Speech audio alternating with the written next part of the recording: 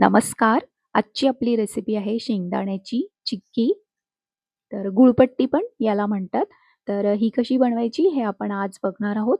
सोपी आणि झटपट रेसिपी आहे. इथे आपण 200 ग्राम शेंगदाणे घेतले. शेंगदाणे आपल्याला मीडियम फ्लेमवर छान भाजून घ्यायचे आहेत. तर इथे शेंगदाणे छान भाजले गेलेले आहेत आणि याची आपण साल काढून घेणार आहोत. तर असे आपल्याला हे मीडियम फ्लेमवर भाजायचे आहेत.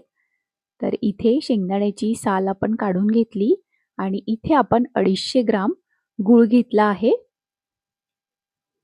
हा गूळ आपल्याला असा पूर्णपणे मेल्ट होईपर्यंत सारखं असं मिक्स करायचं आहे. तर तुम्ही बघू शकता इथे गूळ पूर्णपणे मेल्ट झालेला आहे. आपण यात तूप, पाणी काहीच घातलेलं नाही.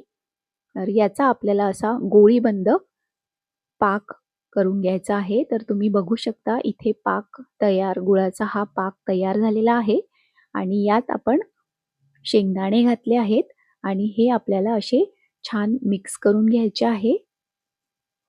हा पाक बनवण्यासाठी आपल्याला 3 ते 4 मिनिट लागतात आणि परत शेंगदाणे घातल्यानंतर आपल्याला हे असं 1 मिनिट छान मिक्स करून घ्यायचं आहे. इथे आपण एक पोळपाट घेतला आहे आणि याला तूप लावून घेतलं. तर याला भरपूर तूप आपण इथे लावलेलं आहे आणि गरम-गरम हे चिक्कीचं मिश्रण आपण याच्यावरती पसरवलेलं आहे. तर तुम्ही बघू शकता छान असं हे या पोळपाटावरती पसरलेलं आहे. तर याला थोडंसं आपण असं सेट करून घेतलं आणि थंड होऊ दिलेलं आहे. थंड झाल्यानंतर आपल्याला याची अशी चिक्की कापून घ्यायची आहे. तर झटपट अशी ही शेंगदाण्याची चिक्की तयार झालेली आहे.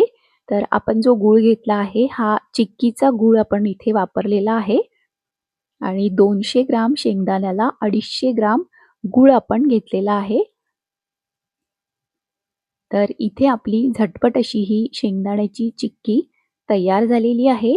तर 10च मिनिटात आपली ही छान अशी शेंगदाण्याची चिक्की तयार आहे. तुम्हाला ही रेसिपी कशी वाटली ते आम्हाला नक्की कळवा आणि अशाच आणखी रेसिपीज बघण्यासाठी फॉलो आणि सबस्क्राईब करायला विसरू नका. तर पाक बनवताना आपण यात तूप घातलं नाही किंवा पाणी पण आपण याच्यासाठी वापरलेलं नाही.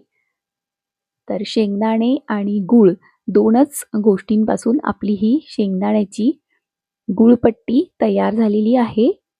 नक्की करून बघा आणि तुम्हाला ही रेसिपी कशी वाटली ते आम्हाला नक्की कळवा.